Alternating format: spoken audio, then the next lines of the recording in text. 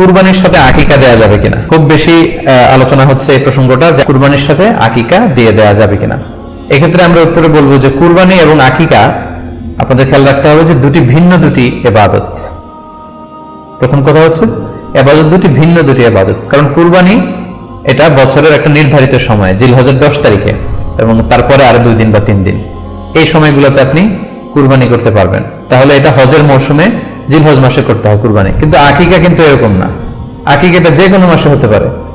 আকিকাটা হচ্ছে নবজাতক সন্তানের ভূমিষ্ঠ হওয়ার পরে শুকরিয়া স্বরূপ আল্লাহর কাছে যে কুরবানিটা করতে হয় সেটাকে আমরা বলি আকিকা।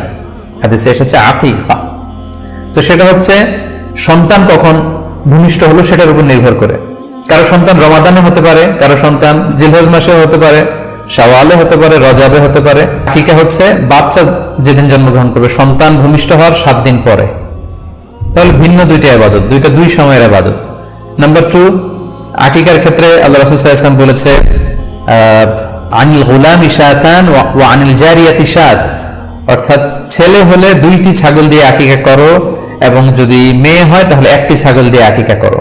তো সেক্ষেত্রে কুরবানিতে কিন্তু এরকম বিধান নেই। কুরবানিতে কিন্তু 1টি ছাগল দিয়ে আপনি কুরবানি করলে কুরবানি হয়ে যাচ্ছে, সেখানে 2টি ছাগল দেওয়া লাগবে এমন কোনো কথা নেই। তো এবার আমরা বুঝতে পারতেছি খুবই স্পষ্টত, কমন সেন্স খাটালেও আমরা বুঝতে পারতেছি, এবং আল্লাহ রাসূল সাল্লাল্লাহু আলাইহি ওয়াসাল্লামের ভাষ্যগুলো অনুসারে আমরা বুঝতে পারছি দুইটা 2 ধরনের ইবাদত।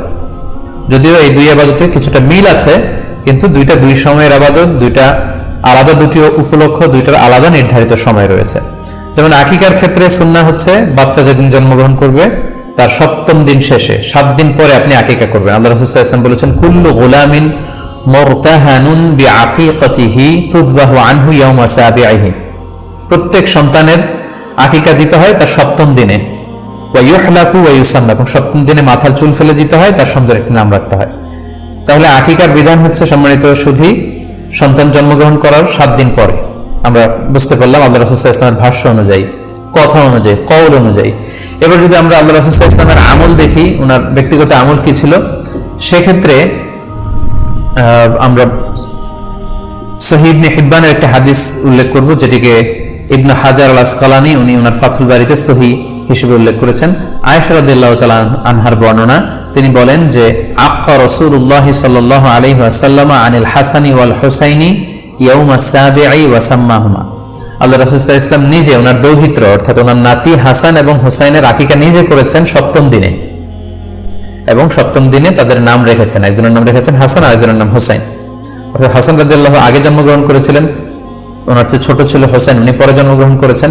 তো ওনাদের জন্মের পরে 7 দিন পরে আল্লাহ রাসূল সাল্লাল্লাহু আলাইহি ওয়াসাল্লাম ওনাদের আকিকা দিয়েছিলেন, এবং 7ম দিনে উনি আকিকাও দিয়েছেন এবং তাদের নামও রেখেছেন।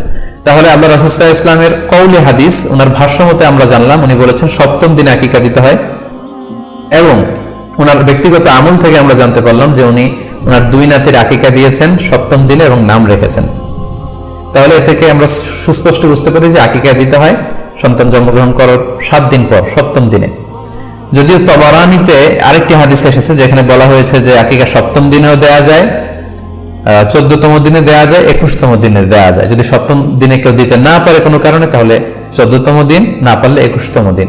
তাহলে সুস্পষ্টভাবে উল্লেখ আছে যে আকিকার সময়সীমা 7ম দিনের কথা আমাদেরকে বলা হয়েছে। তো সেক্ষেত্রে আপনার সন্তান জন্মগ্রহণ করলে আপনি শুকরিয়া স্বরূপ কুরবানি করবেন, আত্মীয় স্বজনকে খাওয়াবেন, আকিকার গোশত নিজেরাও খাবেন। তো এটা যদি আপনি কুরবানির জন্য রেখে দেন, তাহলে তো সন্তান দুনিয়াতে আসার এই আনন্দটা থাকে না। একজন যখন সন্তান পায়, সে কেমন যেন আকাশের চাঁদ হাতে পায়। তো তখন তার 7 দিনের মধ্যে যে আনন্দটা থাকে, ওই দিন তার নাম রাখা হবে, আত্মীয় স্বজনরা আসবে, বাচ্চাকে দেখবে, দোয়া করবে, তখন আকিকা করে গোশত নিজে খাবেন, আত্মীয়দের খাওয়াবেন, পাড়া প্রতিবেশীদেরকে দিবেন। এটা হচ্ছে সন্তান ভূমিষ্ঠ হওয়ার উপলক্ষকে কেন্দ্র করে এই আকিকা।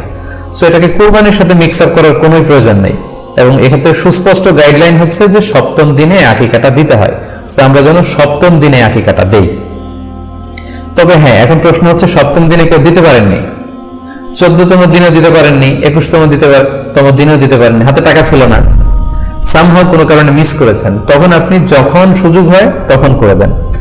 ওই প্রেক্ষাপটে আপনি যদি কুরবানির সময়ও আকিকা দিয়ে দিতে চান, এটা আদায় হয়ে যাবে ইনশাআল্লাহ।